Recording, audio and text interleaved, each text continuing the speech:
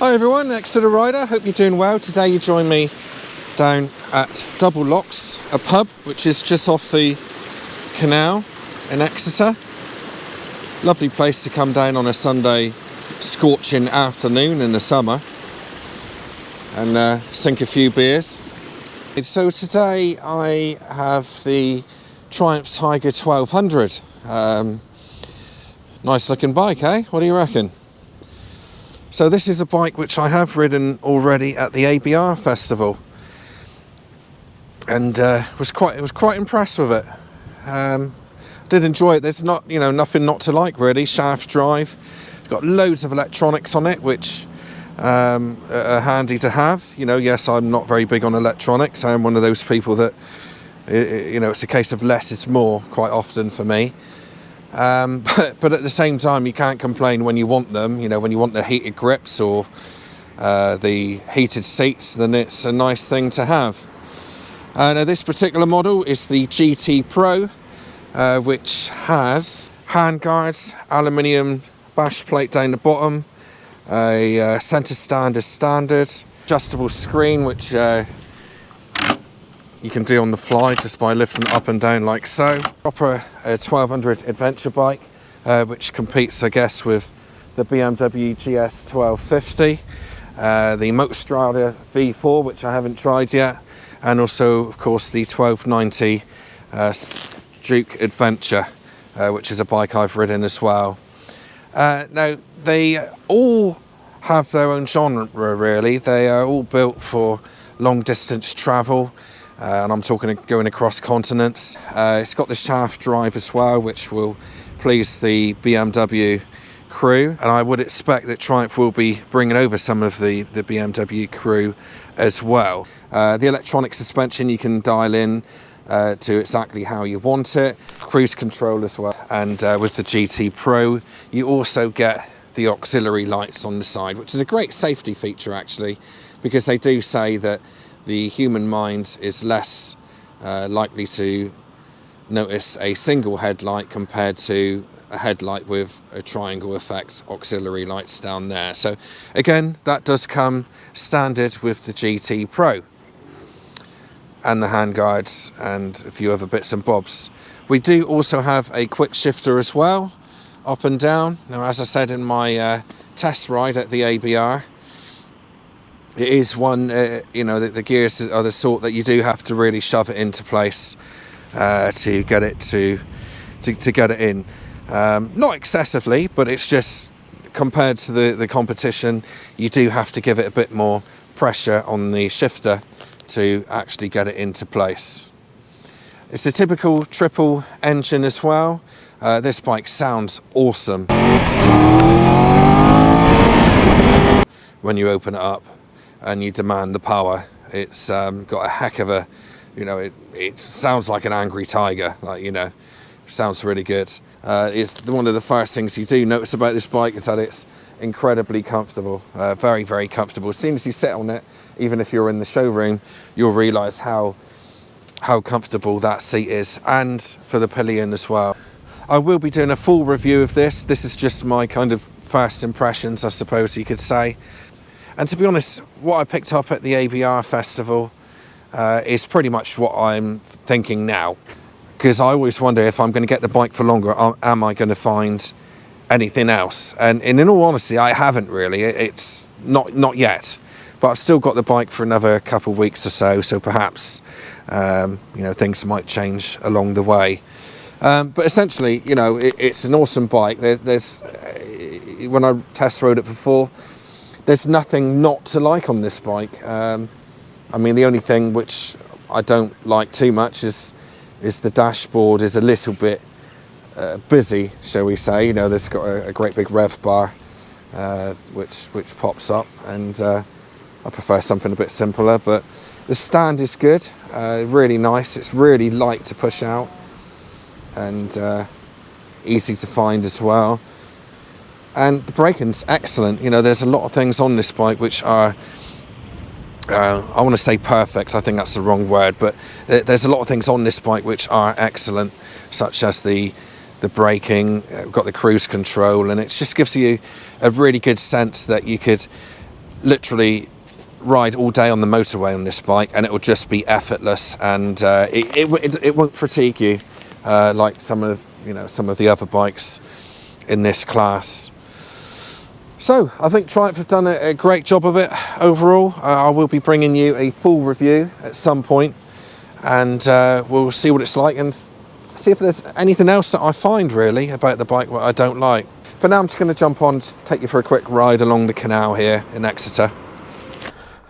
I've actually got next week off, and I was hoping to do some distance riding, pop down to Cornwall, live the biking dream with my 1200 adventure bike. Look at the screen here, look. But the reality is, unfortunately, is that after today, it's absolutely chucking down with rain. Would you believe it, eh? What a nightmare. I'm so looking forward to doing some decent trips. Look, kind of a little mini tour. I was going to do an overnighter somewhere, but at the moment it's rain all the way through. Typical. Never mind. Right, so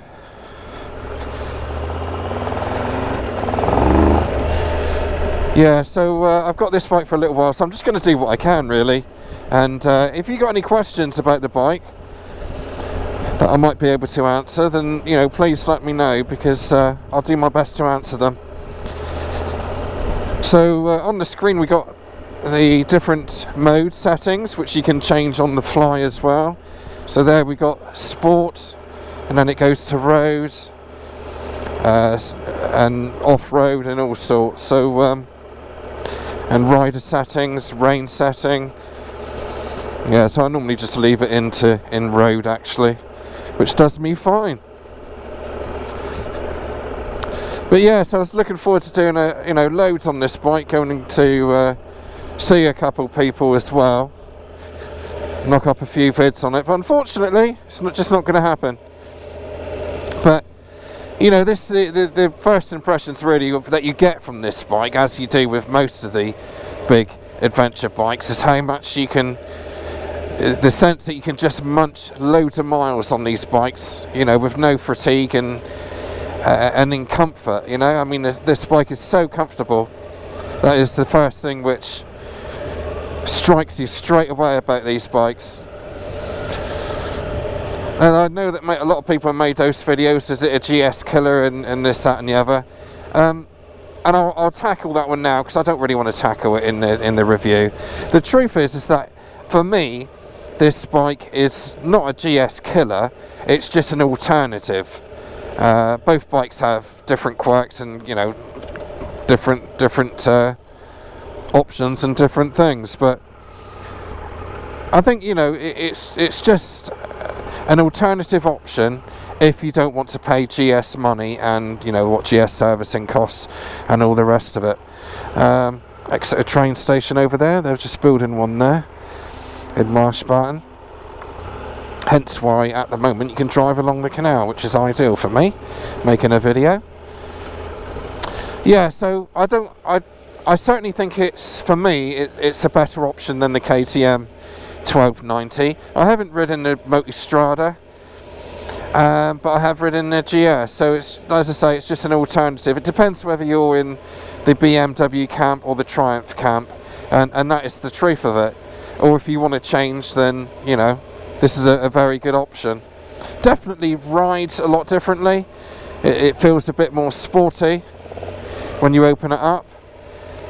A bit more of an animal really, but at the same time the fueling's excellent on it, even though I have stalled it accidentally a couple times at the lights. It is nicely set up overall. If you went for the Explorer version with a bigger tank and all that goes with it, then I'd imagine off-road, if you're good with off-road, then you're going to have a blast on it. It really is fantastic. Obviously I'm in town at the moment, so I can't open it up, so to speak, which is probably what you lot are waiting for. But that will happen in the review, no doubt. I'll make an effort to do that. But handling wise, it's a dream. Really, it's really nice. Well, I'm going to leave it there, but yeah, I'll be bringing you a full review on it. If you've got any questions, stick them in the comments down below. Are you considering one of these, maybe? For me, I'd have one if I was doing the mileage, which I don't, is the honest truth. I reckon, to be honest, I've always wanted to try a 900 Tiger, or maybe even the 660. That's always interested me. But this is the first long-term bike that I've had from Triumph, and I've ridden a lot of the retro ones, which I really like. I really like the Bonneville range, and I haven't tried a Speed Twin yet, and again I've been longing, I'm talking probably the last 3 years, which is probably when it first came out, I've been gagging to get on a Speed Twin, because I think that could be right up my street. And the Trident I've tried as well, which I've really enjoyed. Surprised me, actually. I wasn't kind of expecting it to be my thing, but I really enjoyed the Trident, so I thought it was a really good bike for a new rider or an experienced person that just wants a commuter like myself, and that's fantastic. But yeah, I'm really pleased I got this 1200. I just really annoyed that it is chucking down with rain for the next week and I can't go on an adventure down to Cornwall or whatever. Never mind. But anyway, thanks for watching this video. If you wouldn't mind just giving it a like as well. Don't forget to like my vids, because it makes a massive difference for me, and it does mean that YouTube pushes it out a bit more and I can grow the channel, which means I get more bikes to ride. But thanks for your time watching, and I'll be bringing you the review at some point.